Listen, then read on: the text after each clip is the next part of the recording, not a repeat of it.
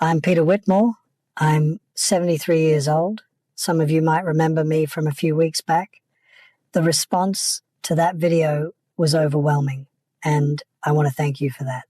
But today, I need to talk about something I didn't mention then, something more personal, something that changed everything about how I see relationships.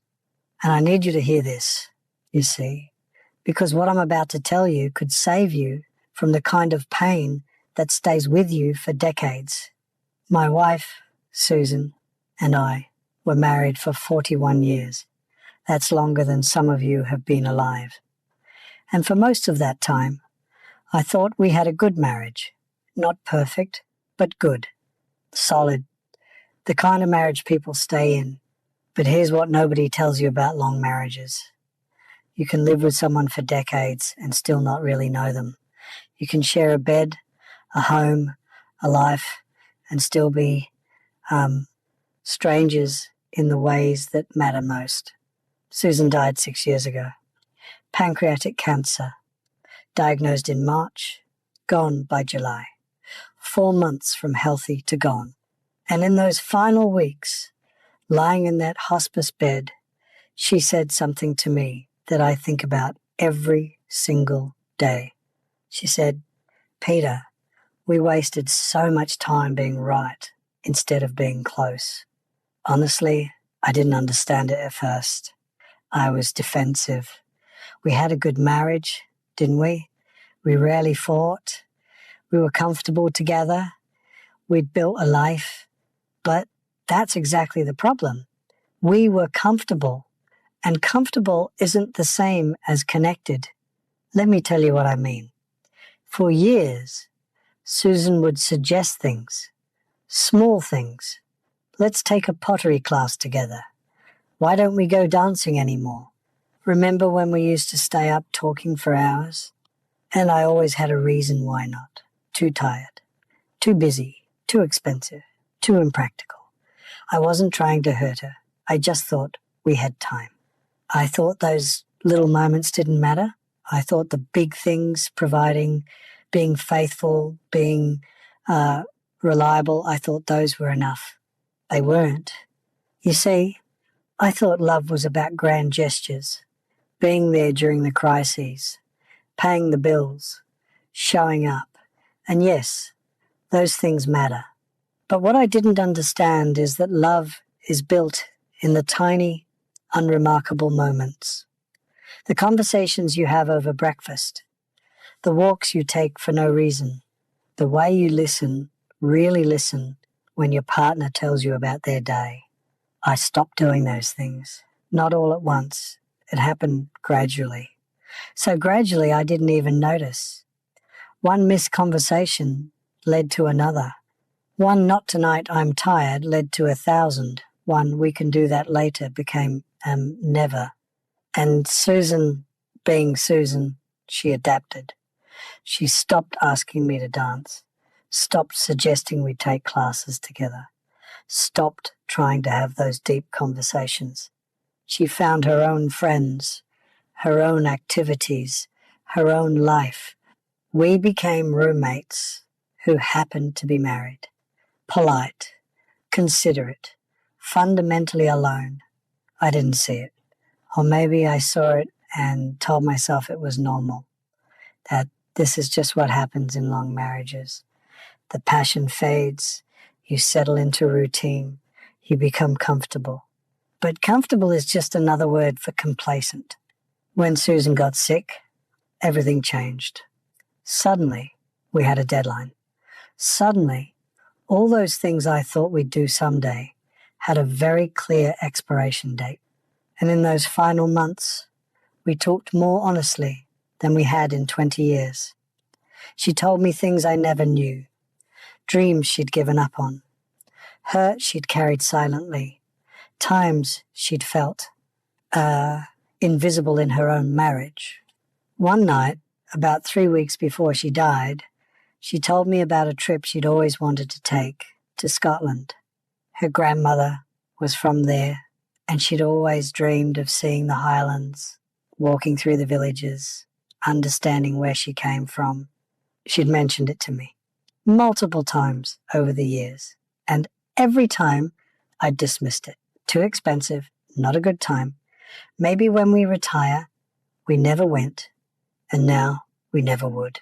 She wasn't angry when she told me this. That's what made it worse.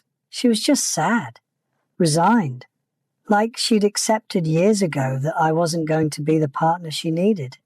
I asked her why she never pushed harder, why she didn't insist. And you know what she said? I didn't want to make you do something you didn't want to do. I wanted you to want to do it with me. That sentence broke me because she was right. She didn't want me to take her to Scotland out of obligation. She wanted me to want to share that experience with her, to be excited about it, to care about it because it mattered to her, and I couldn't even give her that. Listen, here's what I've learned, and I hope you're listening because this is important. The biggest threat to your relationship isn't cheating or fighting or some dramatic betrayal. It's indifference. It's taking each other for granted. It's the slow erosion of intimacy that happens when you stop trying. You stop asking questions because you think you already know the answers. You stop making effort because you think your partner will always be there. You stop prioritizing the relationship because you think you have time. And one day, you wake up next to a stranger, or worse, they're gone, and you never got the chance to really know them at all. After Susan died, I found a journal in her nightstand. She'd been keeping it for years, and reading through it was like discovering a person I'd lived with but never truly seen. She wrote about loneliness, about feeling like she was screaming into a void, about small moments that hurt her times. I was physically present but emotionally absent. Times I chose work over her. Times I was more interested in my phone than in what she was saying. She also wrote about love, about the man she married, about hoping that version of me would come back, about trying to reach me and not knowing how. I was right there. We slept in the same bed every night. But honestly, I might as well have been on another planet. And here's the part that kills me. It wasn't malicious. I wasn't trying to hurt her. I just got lazy. I thought showing up was enough. I thought providing was enough. I thought not doing anything wrong was the same as doing things right. But relationships don't die from dramatic failures. They die from 1,000 small neglects. If you're in a relationship right now, I want you to ask yourself some questions. When's the last time you had a real conversation with your partner? Not about logistics or schedules or what's for dinner. A real conversation about dreams, fears, ideas. When's the last time you did something just because it would make them happy? Not because it was their birthday or an anniversary, but just because. When's the last time you looked at them, really looked at them, and felt grateful they're in your life? If you can't remember, well, you're making the same mistake I made. Your partner isn't going to be there forever. I know that sounds dark, but it's true. One of you will die first, and when that happens, you don't get a do-over. You don't get to go back and have those conversations you postponed. You don't get to take those trips you kept delaying. You don't get to say those things you assumed they already knew. Susan and I had 41 years, and I wasted at least half of them being comfortable instead of connected, being right instead of being close, being present instead of being engaged. Don't make my mistake. Love isn't something you feel and then stop working on. Love is something you do every day, in small ways and big ways. It's choosing to be curious about your partner even after decades together. It's trying new things together even when it's uncomfortable. It's having hard conversations even when it's easier to avoid them. It's caring about the things they care about, not because you have to, but because they matter to the person you love.